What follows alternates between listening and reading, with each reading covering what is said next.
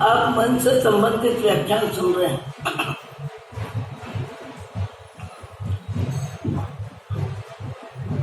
आपका हमारा सबका जीव कभी जन्मा नहीं है, कभी मरेगा नहीं। जीव उसे ही कहते हैं न जन्मता न मरता है। केवल 1,84,000 योनि में नरक, तिर्यंच, देव, मनुष्य गति में सूक्ष्म स्थावर, बाधा स्थावर आदि कई प्रकार के शरीरों में जीव परिभ्रमण करता है। और परिभ्रमण किसके अनुसार करता है? अपने कर्मों के अनुसार। और कर्म बंधन किसके अनुसार करता है? दूसरों के अनुसार। किसी के बारे में सोचता है, किसी के बारे में बोलता है, किसी से राग करता है, किसी से द्वेष करता है, किसी की चुगली खाता है, किसी की निंदा करता है, किसी को मुंह में अधिक नजदीक मानता है, किसी को दूर मानता है, किसी को अपना कहता है, किसी को पराया कहता है। मुंह में किसी के लिए हाथ लंबा करता है, किसी को अंगूठा बताता है, किसी से लेता है, किसी को देता है। जीव करता क्या है? जीव ने आज तक अपने आप को जीव नहीं माना और सदा सदा शरीर माना। और शरीर मैं हूँ। और शरीर से संबंधित दुनिया में जब जीव को जो पर्याय मिली, जो शरीर मिला, जो गति मिली, जो जाति मिली, जो सुख दुख का खेमा मिला, पुण्य पाप का उदय मिला, उसमें जीव व्यस्त रहा। कभी जीव त्रस्त रहा, कभी मस्त रहा, और स्वस्थ कभी नहीं हुआ। क्योंकि जीव की एक ही भूल है कि जीव ने जीव को जीव नहीं माना। जबकि जीव के बिना शरीर की कोई कीमत नहीं। ये सब दुनिया जानती है। शरीर से जीव अलग हुआ नहीं। और शरीर के पड़ाव की सारी व्यवस्था, दुनिया, परिवार, पैसा, धन, दौलत, शरीर, सबकी ओम शांति हो जाती है। और ओम शांति होने में देर ही नहीं लगती। फिर अगले पड़ाव में जाता है, फिर वहां दुनियादारी करता है, फिर जाता है। अनंत काल का क्रम ये चल रहा है। यदि जीव को जीव का बोध हो तो मनुष्य भाव में जीव का जरूरी में जरूरी कार्य यही है, न दूसरों के बारे में ज्यादा सोचे, न दूसरों के बारे में ज्यादा बोले, न दूसरों की क्रियाओं को देखे, और न अपने मन को राग द्वेष में ले जाए। मनुष्य भाव में सब में जरूरी कार्य यह है कि ज्यादा में ज्यादा अपने समय का सदुपयोग करें।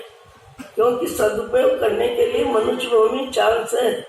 तिरंज गति को पता ही नहीं, जानकारी नहीं है कि भगवान कौन ने क्या। नरक गति में प्रस्ति नहीं, देव गति का वैभव कि उसको व्यस्त कर देता है। और मनुष्य गति में भी चांस कब मिलता है?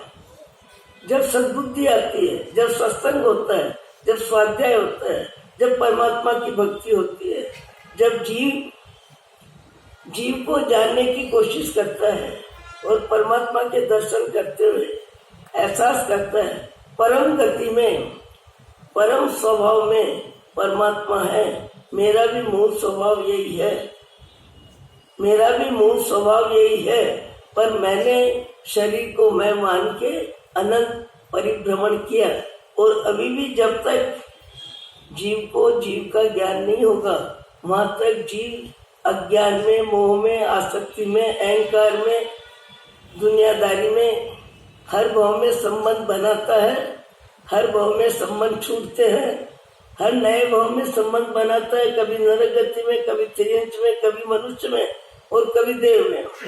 पर कोई भी संबंध सदा रहता नहीं है, सब संबंध छूटते हैं। आप यहाँ जितने भी बैठे हैं, यदि किसी से पूछा जाए कि आपके जीवन में कितने सदस्य थे जो अब नहीं है, कितने सदस्य थे जो अब नहीं है, तो आप बताने लगोगे किसी का दादा नहीं है, किसी का मामा नहीं है, किसी का पिता नहीं है, किसी का पति नहीं है, किसी का बेटा नहीं है, किसी की बहू नहीं है, कहाँ गए नहीं पता। यही क्रम हमारे साथ होने वाला है। हम इसी संसार से निवृत्त होने का मार्ग पकड़ सकते हैं। कब? न भूत में जाए न भविष्य में, ज्यादा में ज्यादा ओम ह्रीम अरम नमः नमो अर्यंताणम, अनंत शुद्ध आत्माओं को नमस्कार होता है। एक नमो अर्यंताणम शब्द बोलने में जो राग द्वेष रहित है, जन्म मरण रहित है, जो मात्र अपने स्वभाव में है, ऐसे परम पद पाने वाले अनंत जीव को हमारा नमस्कार होता है और हमारी चित्त की शुद्धि होती है, क्योंकि हृदय शुद्ध आत्माओं का स्मरण करता है। ऐसा अवसर मनुष्य भाव में आपको मिला है, मेरे को मिला है। दुनिया का गोरख धंधा कम करें। कौन खाता है, कौन पीता है, कौन सोता है, कौन लड़ता है, कौन झगड़ता है, किसकी किससे बनती है, किसकी किससे नहीं बनती है।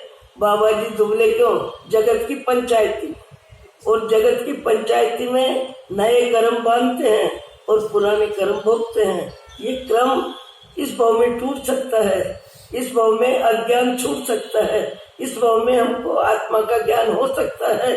पर कब?